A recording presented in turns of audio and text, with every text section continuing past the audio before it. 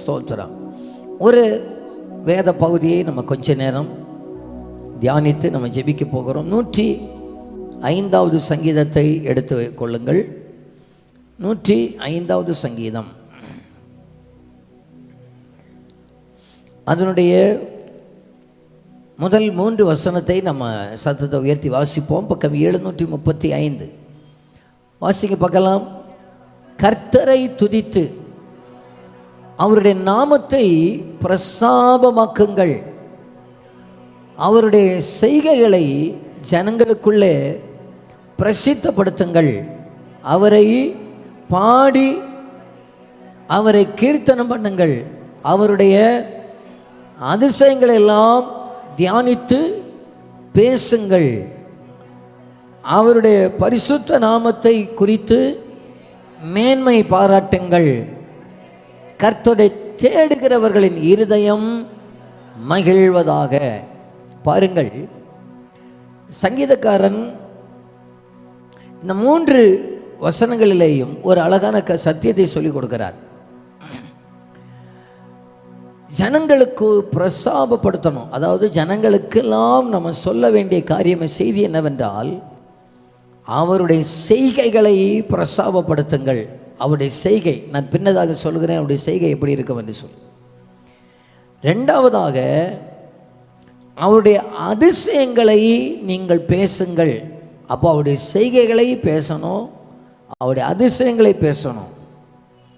3வது அவருடைய நாமத்தை குறித்து நீங்கள் மேன்மை பாராட்டுங்கள், அவருடைய நாமத்தை குறித்து நீங்கள் மேன்மை பாராட்டி பேசுங்கள் என்று சொல்லி. நம்ம பொதுவாக மற்ற புத்தகங்களையும் சங்கீதங்களை வாசிக்கும் போது நம்ம இப்படி ஒரு காரியத்தை படிக்கணும் பார்த்துக்கோங்க. அது நம்ம பிள்ளைகளுக்கு சொல்லிக் கொடுக்கணும். என்ன சொல்லிக் கொடுக்கணும்னா, மற்ற எழுதின சுவிசேஷம் வாசிப்பதற்காக இல்லை, எக்ஸாம்பிள் சொல்கிறேன். 18ஆம் அதிகாரம் 5வது வசனம், லூக்கா 18ஆம் அதிகாரம் 5வது வசனம் அப்படின்னு நம்ம சொல்லிக் கொடுக்கணும். சங்கீதங்களை படிக்கும்போது சங்கீதம் 105ஆம் அதிகாரம் அப்படின்னு சொல்லக்கூடாது, 23ஆம் அதிகாரம் அப்படின்னு சொல்லக்கூடாது. அது நம்ம பல நேரத்தில் பிள்ளைகள் கூட சொல்லும்போது 23வது அதிகாரம் 4வது வசனம் இல்லை. ஏன் அப்படின்னு சொன்னால், இங்கே கை வச்சு டக்குன்னு நீங்கள் பைபிள் எப்படி திருப்புங்க பார்க்கலாம், எங்கே வருதுன்னு பாருங்கள். அங்கே மற்ற எல்லா தலைப்புகளிலேயும் 9ஆம் அதிகாரம் 8ஆம் அதிகாரம் அப்படின்னு இருக்கும். ஆனால் சங்கீதத்தில் மட்டும் அதிகாரம்னு இருக்காது, என்ன தான் இருக்கும், 104வது சங்கீதம் தான் இருக்கும். ஆகையினால நம்ம அப்படியே கற்றுக்கொள்வது அது நலமானது. சங்கீதம் என்றால் பாடல். ஆகையினால நம்ம பிள்ளைகளுக்கு சங்கீதத்தில் உள்ள வசனம் சொல்லிக் கொடுக்கும்போது சங்கீதம் 3ஆம் சங்கீதம் என்றே சொல்லிக் கொடுப்போம், 3ஆம் அதிகாரம் என்ற அல்லாமல் சங்கீதம் என்றே சொல்லிக் கொடுப்போம். ஓகே, இப்போது இங்கே சங்கீதக்காரன் என்ன சொல்கிறாருன்னு சொல்ல, நீங்கள் 3 காரியத்தை குறித்து நீங்கள் பேசணும், அதை பற்றி பேசணும். நம்ம பேசுகிறதுக்கும் சங்கீதக்காரன் பேச சொன்னதுக்கும் வித்தியாசத்தை உங்களுக்கு சொல்லுகிறேன். என்னை பாருங்கள், நாம் சில நேரத்தில் பேசினா என்ன பேசுவோம் என்றால், நாங்கள் அதை செஞ்சோம், நாங்கள் இதை செஞ்சோம், நம்ம அப்படி பண்ணணும், அதையெல்லாம் நம்ம பேசுவோம். ஆனால் நாம் பேச வேண்டியது என்ன அப்படின்னு பார்த்தா, அது 1வது வசனத்தை திரும்ப எல்லாரும் சேர்ந்து வாசிங்க பார்க்கலாம். கர்த்தரை துதித்து அவருடைய நாமத்தை பிரசாபப்படுத்துங்கள், அவருடைய செய்கைகளை ஜனங்களுக்குள்ளே முதல்ல அவருடைய நாமத்தை பிரசாபப்படுத்துங்கள். பாருங்க, 3வது வசனத்திலே அவருடைய பரிசுத்த நாமத்தை குறித்து மேன்மை பாராட்டுங்கள். ஏன் அவருடைய நாமம் அவ்வளவு வல்லமை உள்ளது? அவருடைய நாமம் எனக்கு தியானித்தால் ஒரு காரியம் எனக்கு பிடி கிடைத்தது. இப்போ இயேசு கிறிஸ்து இந்த உலகத்திலே வந்தார் இல்லையா? இயேசு கிறிஸ்து இந்த உலகத்தில் வந்து காற்றை பார்த்து பேசினார் இல்லையா? என்ன சொன்னார்? காற்றை பார்த்து சொன்னார், கொந்தளிக்கிற அலையை பார்த்து சொன்னார், இறையாதே இறையாதே. ஏன் இயேசு சொன்ன உடனே அது கீழ்ப்படிந்ததுன்னு? இயேசு சொன்ன உடனே ஏன் அது கீழ்ப்படிஞ்சேன்னு என்னைக்காவது நம்ம கெஸ் பண்ணோமா? இயற்கையை பார்த்து பேசுகிறாருங்க. அது பேசுகிறாரு, காற்றே அமைதலாடா, இறையாதடா. யோபு சொல்கிறார், கடலுக்கும் ஒரு எல்லையை வச்சாராம். எப்படி எல்லையை வச்சாராம்? இம்மட்டும் வா, மிஞ்சி வராதேன்னு. எனக்கு ஒரு காரியம் பிடி கிடைத்தது, இங்கே கை வைத்துக் கொள்ளுங்கள். எபிரேயருக்கு எழுதின நிருபத்தை எடுத்துக்கொள்ளுங்கள். எபிரேயருக்கு எழுதின நிருபம் 1வது அதிகாரம் 2வது வசனத்தில் அங்கே ஒரு காரியம் இருக்கிறது. எபிரேயர் 1வது அதிகாரம் 2வது வசனம், பக்கம் 298 வாசிப்போம். இந்த கடைசி நாட்களில் குமாரன் மூலமாய் நமக்கு திருவுளம் பற்றினார். இவரை சர்வத்துக்கும் சுதந்திரவாளியாக இவரை கொண்டு உலகங்களை உண்டாக்கினார். இயேசு கிறிஸ்துவை கொண்டு உலகங்களை உண்டாக்கினதினால், இயேசு கிறிஸ்துவின் மூலமாக சகலவற்றையும் உண்டாக்கினதுனால அவைகள் அத்தனை இயேசுவுக்கு கீழ்ப்படுகிறது. ஏன் இயேசுவுக்கு சகலவும் கீழ்ப்படுகிறது என்றால், இவைகள் எல்லாம் உண்டாவதற்கு முன்பாகவே இயேசு இருந்தார்.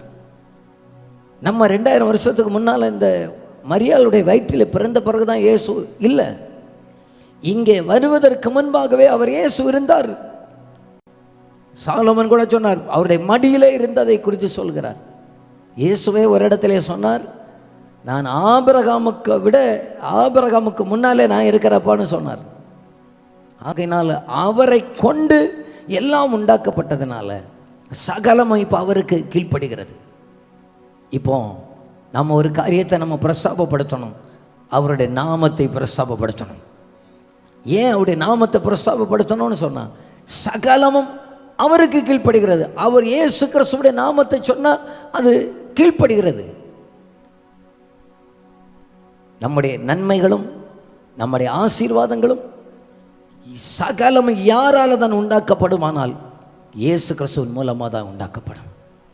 நம்ம கிறிஸ்துவுடைய நாமத்தை எவ்வளவு பிரஸ்தாபப்படுத்துகிறோமோ, இயேசு கிறிஸ்துவை நம்ம எவ்வளவு அறிந்து கொள்ளுகிறோமோ, அவ்வளவு தூரமாக கர்த்தர் நம்மை ஆசீர்வதிக்க வல்லவராக இருக்கிறார்.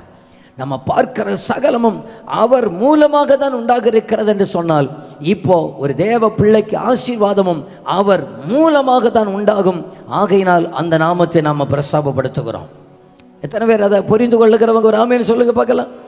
ஐயா, இது அவர் மூலமாக உண்டாக்கப்பட்டது, ஆகையினால நாமும் அவர் மூலமாக தான் அதை சுதந்திரிக்க முடியும் என்பதில் எந்த சந்தேகமும் இல்லை. ஒரு தேவ பிள்ளை ஆசீர்வாதத்தை சுதந்திரிப்பதற்கு, இந்த பூமிக்குரியதும் பரலோகத்துக்குரியதும் நன்மைகளை சுதந்திரிப்பதற்கு ஒரே வழி இயேசுவே வழி. ஏனென்றால் அவர் மூலமாய் சுதந்திரிக்கப்பட்டதுனால. ஆண்டவரே, நாங்கள் எதை தெரியுமா ஆண்டவரே பிரஸ்தாபப்படுத்துகிறோம்? அந்த நாமத்தை நாங்கள் பிரஸ்தாபப்படுத்துகிறோம். ஏனென்றால் அந்த நாமத்தினால தான் சகலமும் சிருஷ்டிக்கப்பட்டது. அந்த நாமத்தினால தான் பேய்கள் ஓடுகிறது. அந்த நாமத்தில் தான் இயற்கைகள் கீழ்ப்படுகிறது. ஆகையினால எங்களுடைய ஆசீர்வாதமும் வேற யாராலையும் உண்டாகாது, அந்த நாமத்தினாலே தான் உண்டாகிறது. ஆகையினால தான் இயேசு ஜெபிக்க சொல்லும் போது சொன்னார், என் நாமத்தினாலே நீங்கள் எவைகளை கேட்டாலும் அவைகளை கொடுப்பேன் என்று சொன்னார். அவருடைய நாமத்தினால ஜெபிப்பதற்கு, இயேசு கிறிஸ்துவின் நாமத்தினால எங்கள் குறைவுகள் மாறுவதாக, இயேசு கிறிஸ்துவின் நாமத்தினால எங்கள் தேவைகள் சந்திக்கப்படுவதாக, இயேசு கிறிஸ்துவின் நாமத்தினால இவைகள் நடப்பதாக என்று சொல்லி கிறிஸ்துவ மூலமாக ஆசீர்வாதத்தை சுதந்திரிக்கிற ஒரு வாசலை ஆண்டவர் வைத்திருக்கிறதுனால நம்முடைய உதடை விட்டு இந்த நாமத்தை பிரிக்கவே முடியாததாக நம்ம மாறிவிட வேண்டும். கிறிஸ்துவின் நாமத்தை பிரஸ்தாபப்படுத்துவதற்கு கர்த்தர் நமக்கு கிருபை செய்வாராக சொல்றார். அவருடைய நாமத்தை பிரஸ்தாபப்படுத்துங்கள். ஏன் தெரியுமா? வேற எந்த நாமத்திலையும் பரலோகத்தில் வர முடியாது. எந்த நாமத்தில் ஜெபிச்சாலும் ஜெபம் கேட்கப்படாது. வேற எந்த நாமத்தில் துரத்தினாலும் அசுத்தாவிகள் போகாது.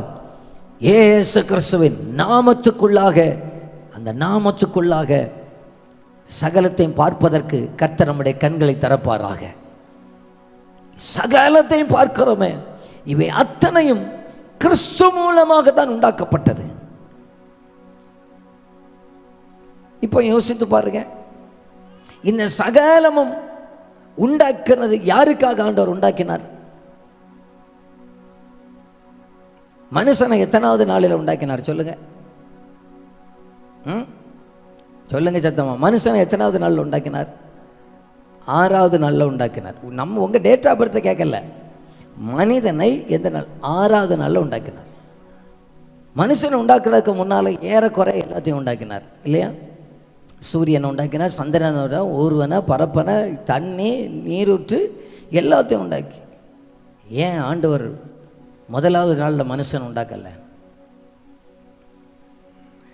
அவருடைய செய்கைகள் ஒன்று பாருங்க. அவர் அனந்த ஞானம் உள்ளவர். அவருக்கு தெரியும் இந்த மனுஷன் இந்த உலகத்திலே வாழுவதற்கு தேவையான சகலவற்றையும் அவர் ஆயத்தப்படுத்தி வச்சுக்கிட்டு தான் மனுஷனே இந்த உலகத்தில் உண்டாக்குகிறார். அப்போ தேவன் இந்த உலகத்தில் உண்டாக்கினது மனுஷனை மையப்படுத்துகிறார். சகலத்தை ஆளுகை செய்கிற அதிகாரத்தை ஆண்டவர் மனுஷனுக்கு கொடுக்கிறார். இன்றைக்கு அதே மனுக்குலம் நாம் சகலத்தை ஆளுகையை இழந்து நன்மைகளை அனுபவிக்க முடியும் வேண்டுமே ஆனால் அந்த நாமத்தினால தேடினால்தான் அதை நம்ம அனுபவிக்க முடியும். ஏன் அவருடைய நாமத்தை பிரஸ்தாபப்படுத்துங்கள். அந்த அவர் மூலமாக தான் சகலமும் உண்டாக்கப்பட்டபடினால, சகலமும் மனுஷனுடைய நன்மைக்காக உண்டாக்கப்பட்டபடினால அந்த நாமத்தை வாயிலிருந்து நம்ம பிரிக்க முடியாது, கூடாது. எல்லாரும் சொல்லுங்க, இயேசு கிறிஸ்துவின் நாமம் மேலான நாமம், வானிலும் பூவிலும் மேலான நாமம், வல்லமையுள்ள நாமமது.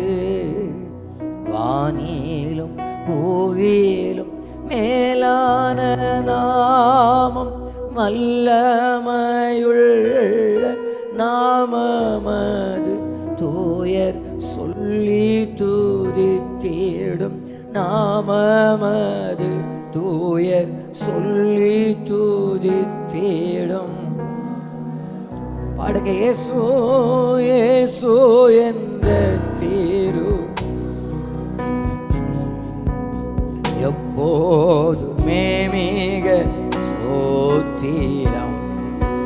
இயேசு என்ற தீரு நாமத்திற்கு எப்போதுமே மிக ஸ்தோத்திரம். இயேசு இயேசு என்ற தீரு நாமத்திற்கு எப்போதுமே மிக ஸ்தோத்திரம். அப்போ நம்முடைய ஜெபங்களில் நம்ம அதிகமாக கேட்கணும், இயேசு கிறிஸ்துவின் நாமம். இந்த வசனங்களை சொல்லி கேளுங்க. ஆண்டவரே, நீர் என் நாமத்தினால எதை கேட்டாலும் தருவேன்னு சொன்னீங்கல்லப்பா, ஆகையினால உம்முடைய நாமத்தினால நாங்கள் வருகிறோம், உம்முடைய நாமத்தில் நாங்கள் கேட்குறோம், உம்முடைய நாமத்தில் நாங்கள் சுதந்திரிக்கிறோம், உம்முடைய நாமத்தினாலே வருகிறோம். ஸ்தோத்திரம். ரெண்டாவதாக அதே 105 சங்கீதம் 1வது வசனத்தை வாசிங்க பார்க்கலாம்.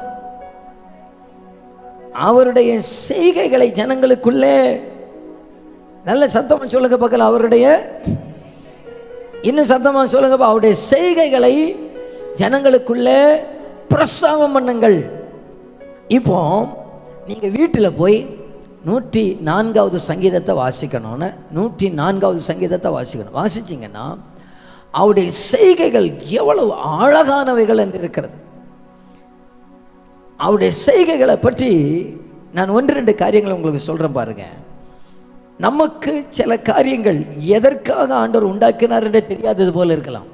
ஆனால் ஆண்டவர் எவ்வளவு அழகாக சகலத்தை உண்டாக்கி இருக்கிறார் பாருங்கள். அந்த 104வது சங்கீதம் 19வது வசனத்தை வாசித்து பாருங்க. சந்திரனை கால குறிப்புக்காக படைத்தார். சந்திரனை உண்டாக்குறதுக்கு ஆண்டவர் ஒரு நோக்கத்தோட தான் உண்டாக்கி இருக்கிறார் இல்லையா?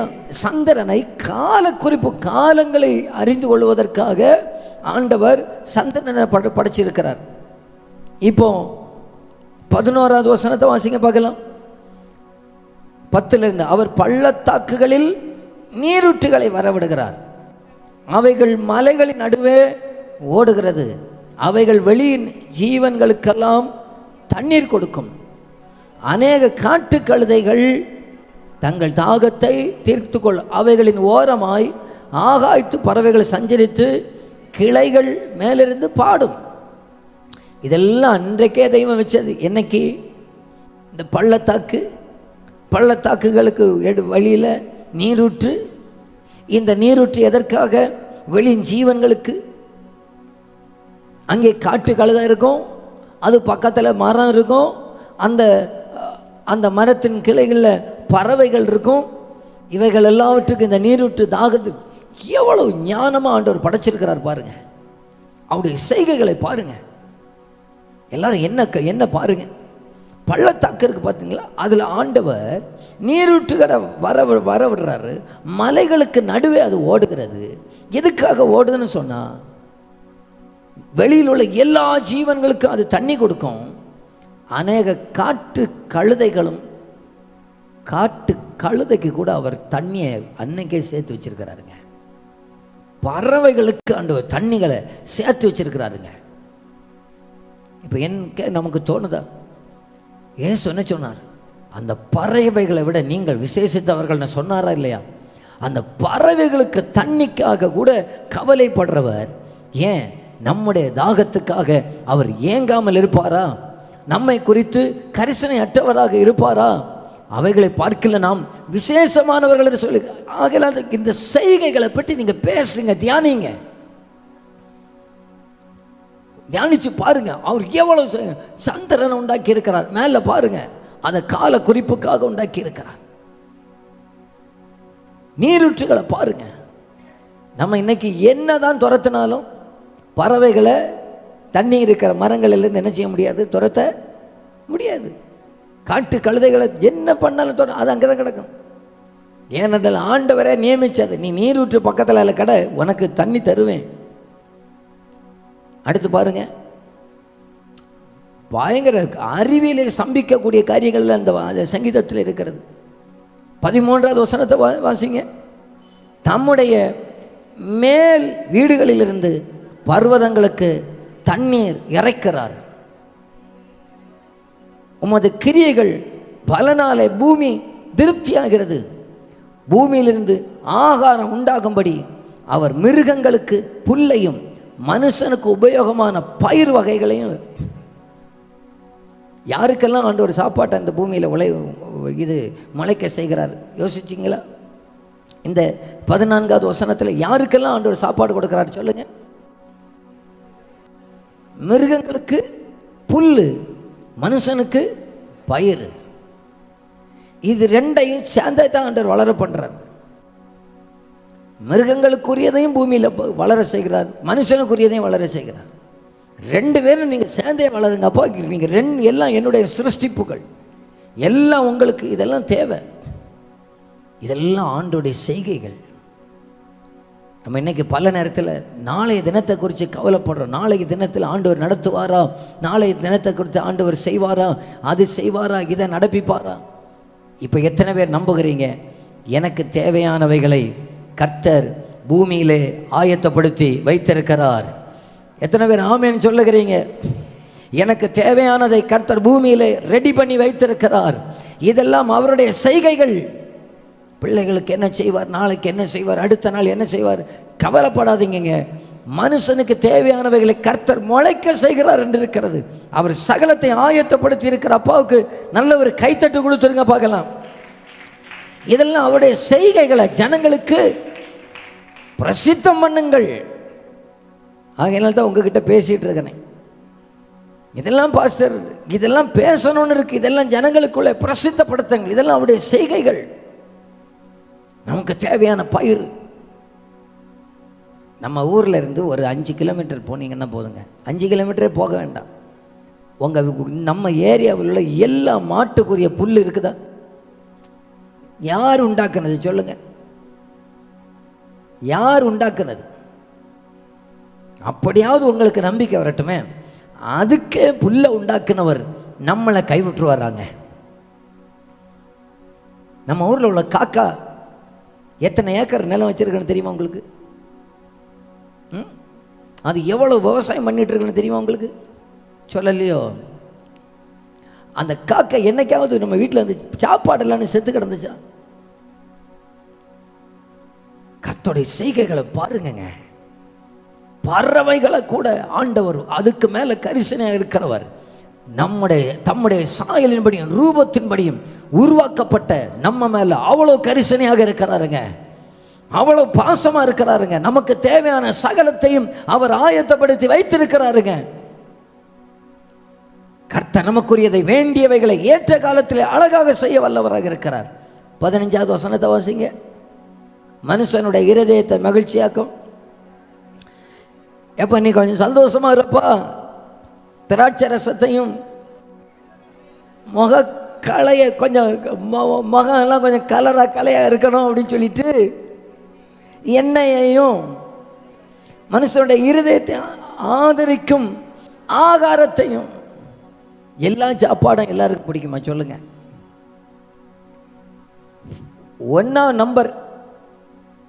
நம்பர் 1 மாஸ்டரை கூட்டிட்டு வந்து உங்க வீட்டில் நடக்கிற கல்யாணத்தில் 1000 பேரை கூட்டி இருக்கிறதே சகலத்தை பெஸ்டா வாங்கி கொடுத்து ஒரு 1000 பேருக்கு நீங்க சாப்பாடு கொடுங்க பார்க்கலாம். 500 பேர் சொல்லுவாங்க சாப்பாடு நல்லா இருந்துச்சுன்னு சொல்லுவாங்க. 200 பேர் சொல்லுவாங்க பரவாயில்ல.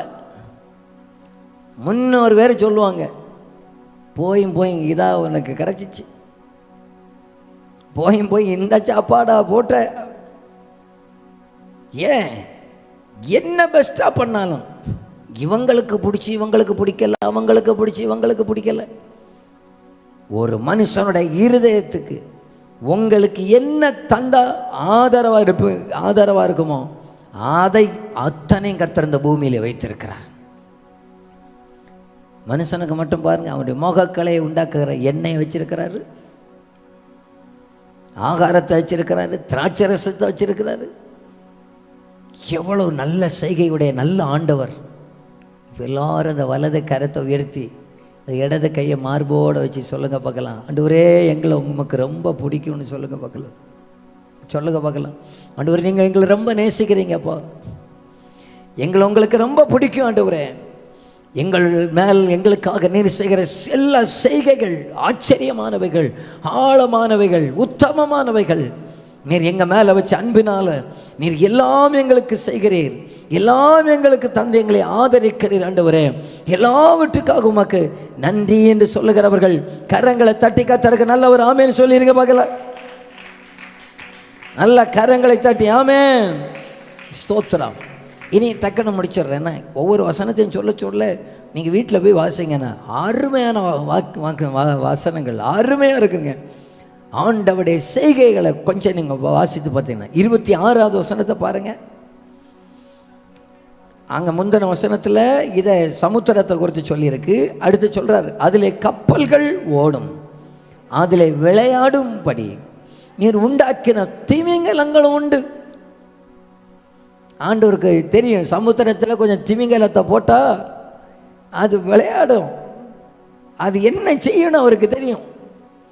அதெல்லாம் உண்டாக்கினார்.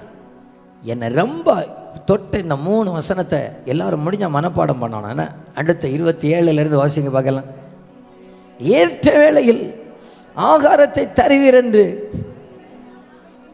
நல்ல அப்பாவுக்கு ஒரு கைத்தட்டு கொடுத்துருங்க பார்க்கலாம். நல்ல கரங்களை தட்டி ஒரு ஆமேன்னு சொல்லுங்க பார்க்கலாம். ஹல்லேலூயா.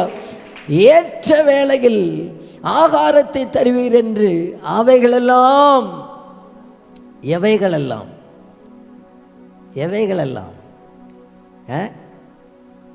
பறவைகள். இதுக்கு முன்னால் வாசித்தோம் இல்லையா, திமிங்கலம், ஊர்வன, நீர் வாழ்வன, பறப்பன, அவை எல்லாத்துக்கும் ஒரே தெய்வம் தான். அது உம்மை நோக்கி என் கைகளை உயர்த்தி மகிழ்கிறேன் ஐயா. வறண்ட நீளம் தவிப்பது போல் ஆன்மா உமக்காக ஒவ்வொரு நாளும் ஏங்கி ஏங்கி தவிக்கின்றதையா, ஏங்கி ஏங்கி தவிக்கின்றதையா.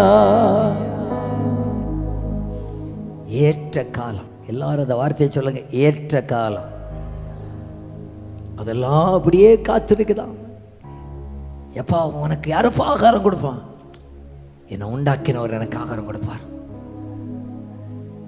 எனக்கு இதை வாசிக்க வாசிக்க எனக்கு உள்ளமெல்லாம் பூரிப்பாகிவிட்டது. ஏற்ற காலத்தில் ஆகாரத்தை தருவீர் என்று அவைகளெல்லாம் உம்மை நோக்கி காத்திருக்கிறது. அவைகளெல்லாம் உம்மை நோக்கி காத்திருக்கிறது. அந்த நேரத்தில் நான் உங்களுக்கு சொல்லுகிறேன், காலையில் ஆண்டவருக்கு நேரம் கையை உயர்த்துவதற்கு படிச்சுக்கிட்டோம். ஆனால் ஆண்டவரே, இந்த நாளுக்கு எனக்கு தேவையான சகலவற்றையும் நீர் எனக்கு தந்து என்னை நடத்துவீராக. அன்றென்றைக்கான என் தேவைகள் யாவையும்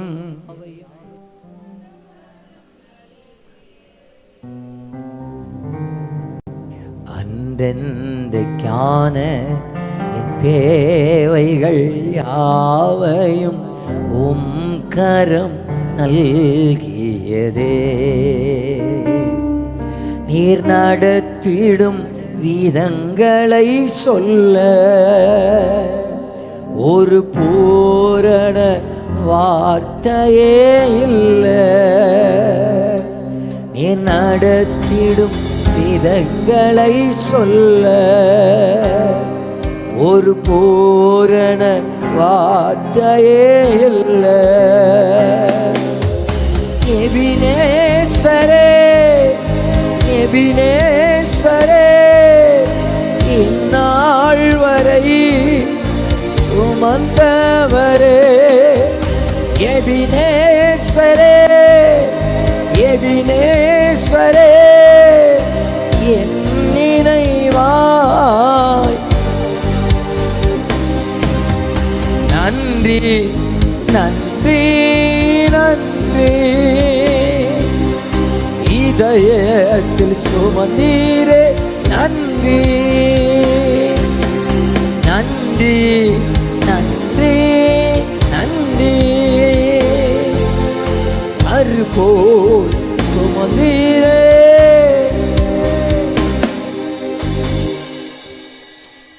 அவைகளுக்கு ஏற்ற நேரத்தில் தருவார் என்கிற நம்பிக்கை இருக்குன்னு சொன்னான்.